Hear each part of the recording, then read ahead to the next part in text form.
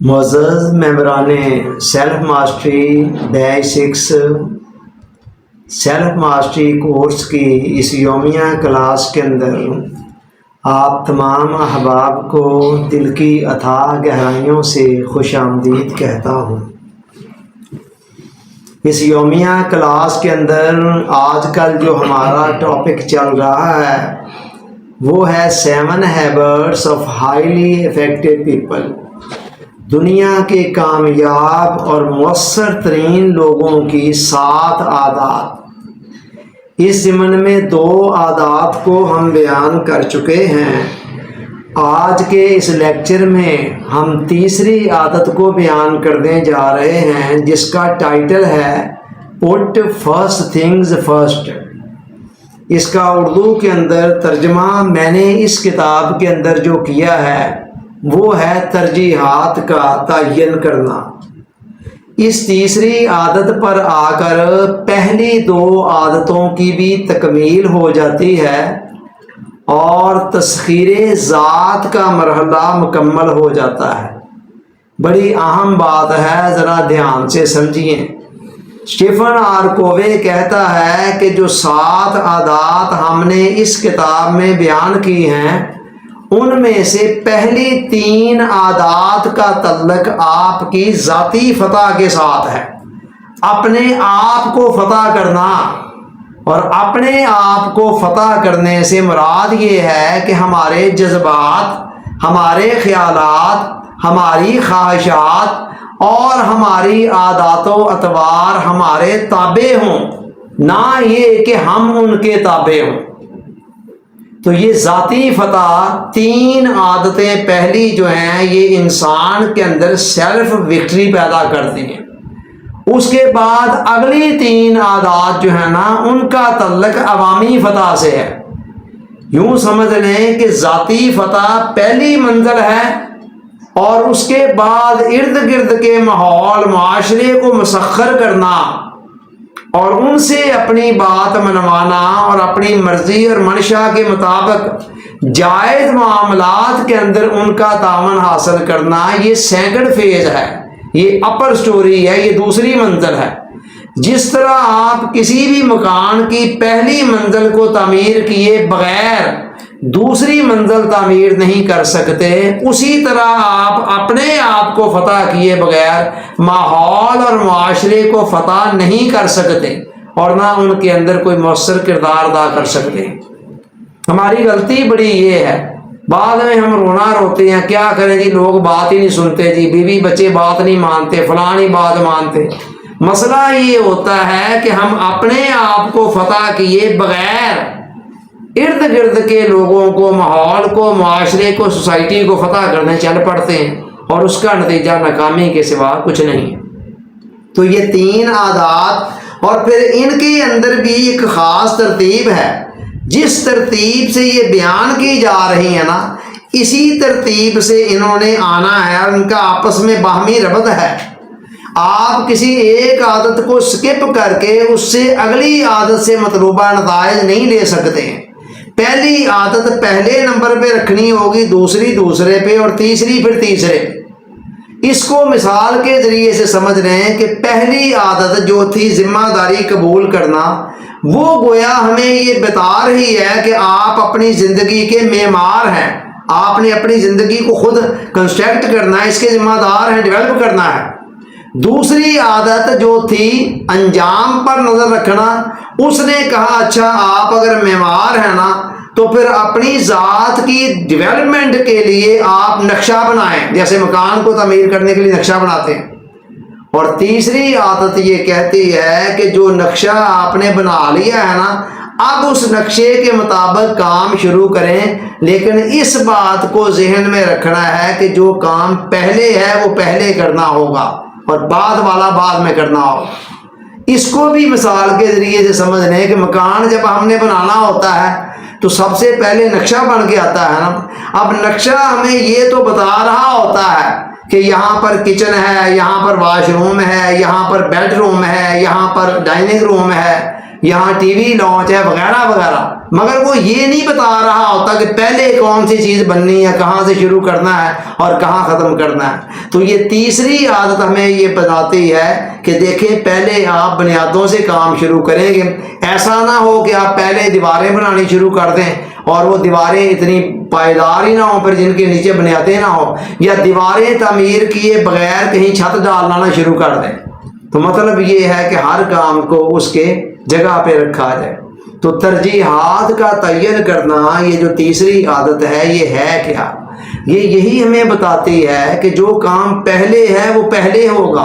اور اگر آپ قدرت کے پورے نظام کو دیکھیں، سسٹم کو دیکھیں، ہر جگہ پر آپ کو ایک نظم و ضبط، ایک ڈسپلن، ایک ربط، ایک ترتیب نظر آئے گی۔ قدرت کے نظام کے اندر کہیں ایسے بے ترتیبی نہیں ہے۔ ایک بچے نے اگر پی ایچ ڈی کرنی ہے تو ڈائریکٹ پی ایچ ڈی سے شروع نہیں ہوگا، پہلے پرائمری، پھر اس کے بعد میٹرک، اس کے بعد انٹر، اس کے بعد گریجویشن، اس کے بعد پوسٹ گریجویشن، پھر ایم فل، پھر پی ایچ ڈی۔ کسی مرحلے کو سکپ کر کے وہ آگے نہیں جا سکتا۔ نہ ایسے ہو سکتا ہے کوئی پہلے والا مرحلہ بعد میں آ جائے، بعد والا پہلے آ جائے۔ اسی طرح ایک کسان اگر فصل حاصل کرنا چاہتا ہے، پہلے وہ زمین ہموار کرے گا، اس کے بعد اس کے اندر بیج ڈالے گا، اس کے بعد اس کو کھاد دے گا، پانی ڈالے گا، کوئی جڑی بوٹیاں تلف کرنے کے لیے میڈیسن کا سپرے کرے گا، وغیرہ وغیرہ۔ تو ہر کام کا ایک اپنا وقت ہے، اسی کے مطابق چلیں گے تب مطلوبہ نتائج ملیں گے۔ اس عادت کا یہ کہنا ہے کہ زندگی آپ کی بڑی مختصر ہے اور کام بے شمار ہے، کاموں کی کوئی شمار قطار ہے۔ اگر آپ بغیر سوچے سمجھے کاموں کو کرنا شروع کر دیں تو پھر نتیجہ کیا ہوگا؟ عین ممکن ہے آپ دوسرے تیسرے درجے کے غیر ضروری کاموں کے اندر وقت کو ضائع کرتے چلے جائیں، اور جو امپورٹنٹ کام کرنے والے تھے ان کا وقت ہی نہ ملے آپ کو، اور اس طرح زندگی ضائع ہو جائے۔ اس عادت کا بطور خاص تعلق جو ہے نا وہ ٹائم مینجمنٹ کے ساتھ ہے۔ بندہ اس عادت پر عمل پیرا ہونے کے لیے ضروری ہے کہ انسان کو وقت کی قدر و قیمت اور اس کی اہمیت کا اندازہ ہو۔ وقت اللہ رب العزت کی وہ انمول نعمت ہے جو اس نے ہر امیر غریب، ہر اعلیٰ ادنا شخص کو بالکل یکساں دی ہے۔ آپ دیکھ لیں ایک بادشاہ کا بھی جو دن رات ہے وہ 24 گھنٹے کا ہی ہوتا ہے، اور ایک فقیر کا بھی دن رات 24 گھنٹے کا ہی ہوتا ہے۔ آگے ڈیپینڈ کرتا ہے اس کو کوئی کیسے استعمال کرتا ہے اور کیسے نہیں کرتا، کوئی بھرپور طریقے سے استعمال کرتا ہے اور کوئی ضائع کرتا چلا جاتا ہے۔ یاد رکھیں وقت جو ہے دنیا کے تمام دانشوروں کا اس بات پر اتفاق ہے کہ دنیا کے اندر جو سب سے قیمتی چیز ہے انسان کے پاس وہ وقت ہے۔ سونے چاندی ہیرے جواہرات سے زیادہ قیمتی چیز وقت ہے۔ وجہ کیا ہے؟ وجہ یہ ہے کہ جس کو آپ زندگی کہتے ہیں وہ ہے کیا اصل میں؟ وہ وقت کی صورت میں ملنے والی مہلت کا ہی نام ہے نا۔ ہم کہتے ہیں جی ایک بندہ 60 سال کی 70 سال کی زندگی گزار کر چلا گیا، یہ جو 60 سال ہیں یا 70 سال ہیں یہ ہے کیا؟ وقت ہی ہے نا جس کو ماپا جا رہا ہے، پیمائش کیا جا رہا ہے۔ تو جہاں وقت ختم ہو جاتا ہے وہاں زندگی ختم ہو جاتی ہے۔ تو باقی ساری نعمتوں سے استفادہ کرنے کے لیے زندگی کا ہونا ضروری ہے، اور زندگی وقت کا دوسرا نام ہے۔ تو لہذا وقت سے زیادہ قیمتی چیز پھر کون سی ہو سکتی ہے؟ آپ خود سوچیں۔ پھر یہ ہے کہ مال و دولت آپ سے کبھی چھن بھی گیا، کوئی بات نہیں، دوبارہ بھی آ سکتا ہے، اور کوئی چیز چھن جاتی ہے پھر مل سکتی ہے، لیکن آج تک چھنا ہوا وقت کبھی کسی کو دوبارہ نہیں ملا۔ تو لہذا دنیا کے جتنے کامیاب اور مؤثر ترین لوگ ہیں نا وہ وقت کو باقی ساری چیزوں سے زیادہ قیمتی سمجھتے ہیں، اور جتنے اعلیٰ لوگ، ادنا لوگ، معمولی لوگ بیچارے، ان کا حال یہ ہے کہ وہ وقت کو سب سے سستی چیز سمجھتے ہیں۔ ان کی جیب میں وہ پیسے ہوتے ہیں، ان پیسوں کو بڑا سوچ سمجھ کر یوز کریں، لیکن وقت کو ایسے ہی ضائع کرتے چلے جاتے ہیں۔ اور نتیجہ کیا نکلتا ہے؟ کسی دانشور نے کہا کہ میں نے وقت کو ضائع کیا تھا، اب وقت مجھے ضائع کر رہا ہے۔ اور صوفی برکت علی صاحب رحمۃ اللہ علیہ فرماتے ہیں کہ کامیابی کوئی چیز نہیں، وقت کی قدردانی کا ہی دوسرا نام ہے۔ قرآن مجید میں اور حدیث مبارکہ کے اندر وقت کی اہمیت پر بہت زور دیا گیا ہے۔ قرآن نے ایک سورت کا نام ہی وقت پر رکھ دیا، سورہ العصر، العصر کیا ہے؟ وقت فرمایا والعصر، زمانے کی قسم، زمانے کی قسم کھا کر بتایا کہ انسان گھاٹے خسارے نقصان میں جا رہا ہے، کہ مطلب یہ ہے کہ وہ وقت ضائع کرتا چلا جاتا ہے اور اس کو اندازہ نہیں ہوتا، یا گھٹیا کاموں میں یا غلط کاموں میں صرف کرتا چلا جاتا ہے۔ بچے گا خسارے اور نقصان سے وہی شخص جو وقت کے ایک ایک لمحے کو اچھے اور مفید کاموں کے اندر صرف کرے گا۔ حضور علیہ السلام نے فرمایا نعمتان مغبون فیہما کثیر من الناس الصحت والفراغ، فرمایا دو نعمتیں ایسی ہیں جن کے متعلق لوگوں کی اکثریت گھاٹے میں خسارے میں رہتی ہے۔ کون کون سی؟ ایک صحت اور دوسری فراغت۔ یعنی ایک صحت کی نعمت ہے، وقت پر بندہ سوچتا ہی نہیں ہے، کہتا خیر ہے، اس سے پورا استفادہ نہیں کرتا، جب وہ چھن جاتی ہے تو پھر پچھتاتا ہے، افسوس کرتا ہے۔ اور دوسری اسی طرح جو فراغت فرصت وقت کی صورت میں مہلت ملی ہوتی ہے، جب تک وہ ہوتی ہے انسان عام طور پر اس کی قدر نہیں کر پاتا، الا ماشاء اللہ، سوائے ان اکا دکا خال خال لوگ جن کو اللہ توفیق دیتا ہے۔ میجورٹی یہی ہے، ضائع کرتی چلی جاتی ہے۔ جب وقت فرصت ختم ہو جاتی ہے تو پھر احساس ہوتا ہے کہ یہ تو بہت بڑا نقصان ہو گیا۔ اب سوال یہ ہے کہ وقت کو استعمال کیسے کرنا ہے۔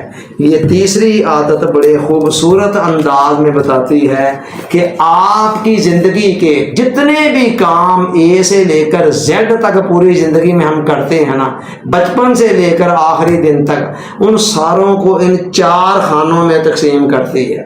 ہر خانے کی 2 حیثیتیں ہیں۔ پہلا کھانا ان کام میں وہ سارے کام آتے ہیں جو ارجنٹ بھی ہیں اور امپورٹنٹ بھی ہے۔ مثلا چلتے چلتے آپ جا رہے ہیں، آفس میں جا رہے ہیں، راستے میں گاڑی کا ٹائر پنکچر ہو گیا، اب یہ کام ارجنٹ بھی ہے اور امپورٹنٹ بھی ہے، اہم بھی ہے اور فوری بھی ہے، آپ اسے پینڈنگ نہیں کر سکتے۔ اس طرح کے جتنے کام ہیں پہلے کھانے میں آتے ہیں، اور دوسرے کھانے میں وہ کام آتے ہیں جو امپورٹنٹ تو ہے لیکن ارجنٹ نہیں ہے۔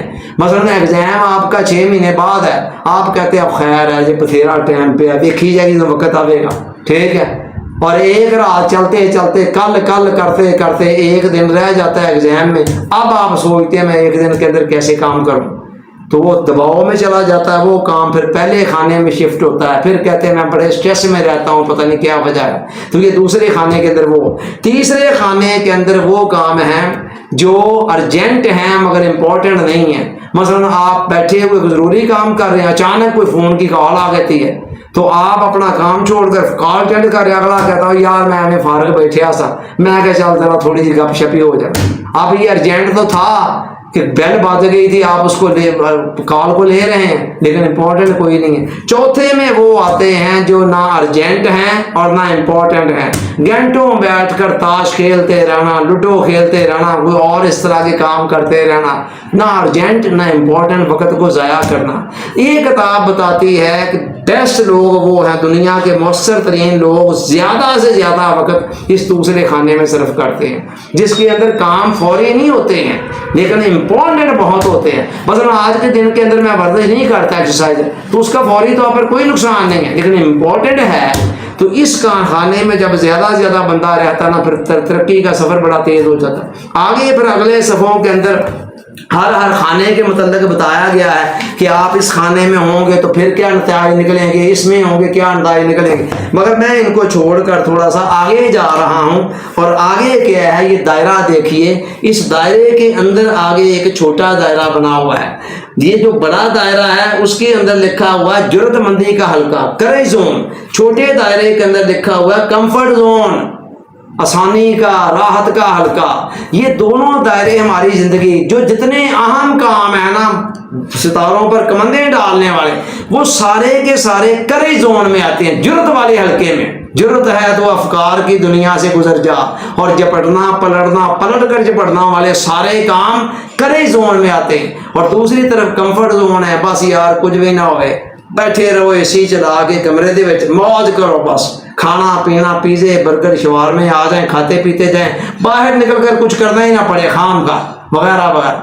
تو جتنے اعلیٰ درجے کے لوگ ہیں نا، کامیاب اور مؤثر لوگ، وہ زیادہ سے زیادہ کریج زون کے کاموں کو وقت دیتے ہیں، اور جتنے ناکام لوگ ہیں وہ سارے کے سارے وہ ہیں جو کمفرٹ زون سے باہر نکلنا گوارا ہی نہیں کرتے، جن کے دن کا آغاز ہی صبح کو 10 11 12 بجے ہوتا ہے، آرام سکون سے اٹھو جی، موج کرو، ٹھیک ہے، تو وہ لوگ پھر بہت زندگی کی دوڑ میں پیچھے رہ جاتے ہیں.